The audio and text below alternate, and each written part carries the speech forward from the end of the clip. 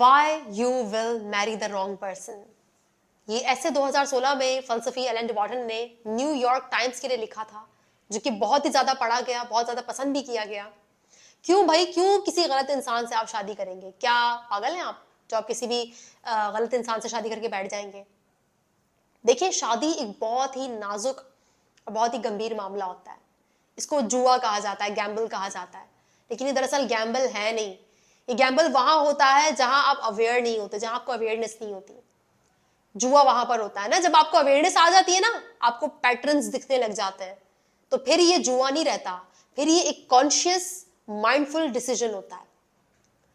اس مضمون میں Alan D Barton نے جو بولا ہے کہ آپ غلط انسان سے ہی شادی کریں گے ہمیشہ, کیوں بولا ہے, آج میں اس پر روشنی ڈالوں گی کہ دراصل جب ہم شادی کرتے ہیں یا کسی بھی انسان کو پسند کرتے ہیں یا کسی کی طرف اٹریکٹ ہوتے ہیں, تو اس کے پیچھے کیا وجوہات ہوتی ہیں, اٹریکشن کس بنیادوں پر ہوتی ہے.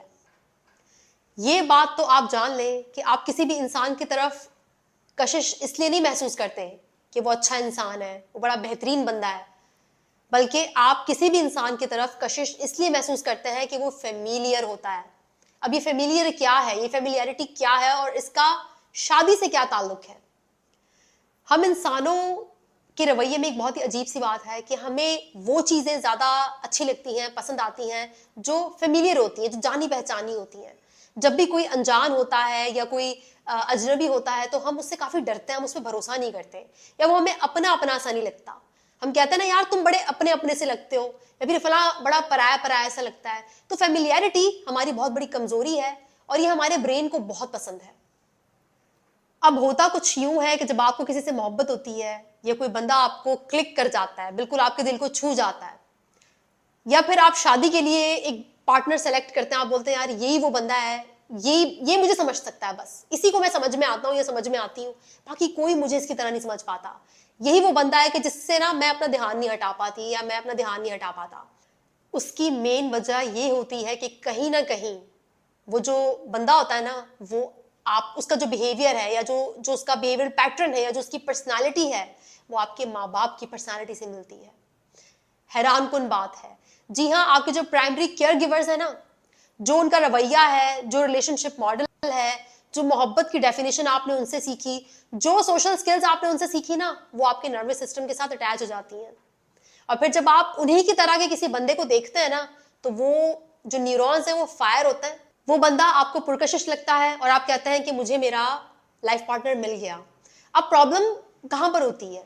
پرابلم وہاں پر ہوتی ہے کہ اگر اتفاق سے آپ کے والد یا والدہ نارسسسٹ تھے, یا اتفاق سے سوچیں کہ وہ بہت ہی کوئی ایموشنلی ابیوزو لوگ تھے, انہوں نے فزیکلی آپ کو بہت ابیوز کیا, نگلیکٹ کیا, یا آپ ٹراما سے گزرے, آپ کے پیرنٹس نے وہ محبت, وہ وارمتھ آپ کو نہیں دیا جو آپ ڈیزرو کرتے تھے.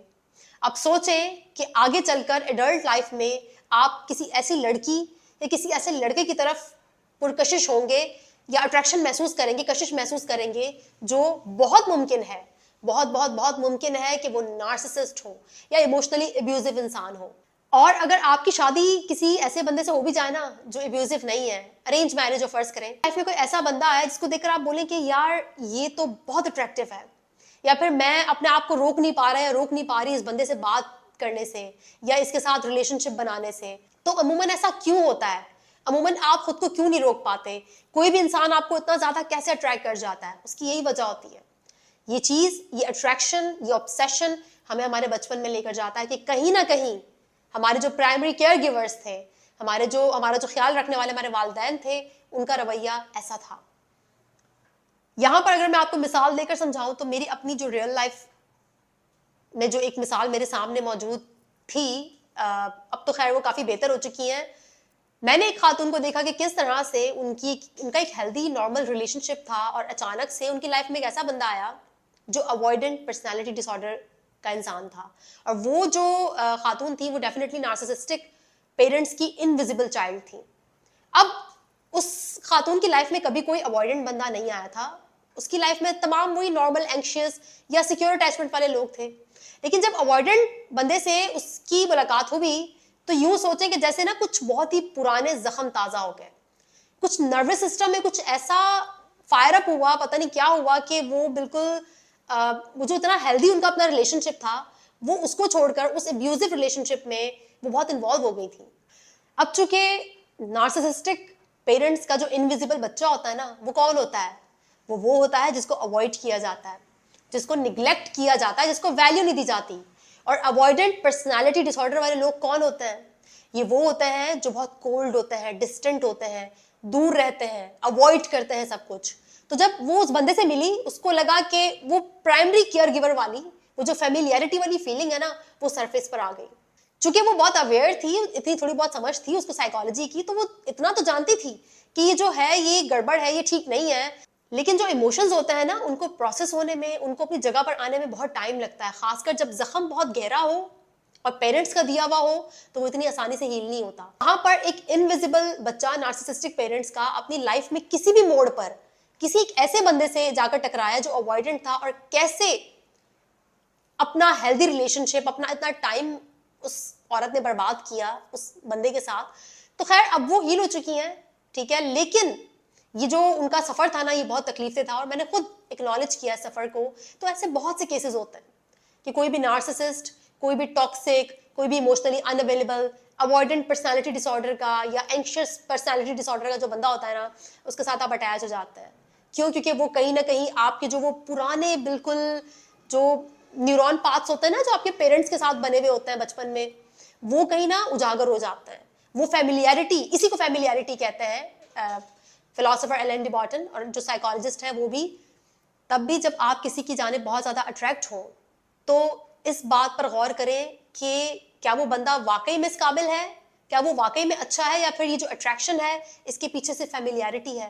کہ کہیں نہ کہیں میں انکانشیسلی, جو میرے والدین ہیں, جو محبت کی ڈیفینیشن انہوں نے مجھے سکھائی, کہیں نہ کہیں یہ بندہ بھی اسی طرح سے مجھے محبت دے رہا ہے. وہی ابیوزو لینگویج ہے, وہی ابیوزو اس کے ایکشنز ہیں, اور یہی وجہ ہے کہ مجھے وہ فیملیئرٹی ہے اور میں اس کو محبت سمجھ رہی ہوں, یا میں اس کو پیار سمجھ رہی ہوں, یا پھر اٹریکشن سمجھ رہی ہوں.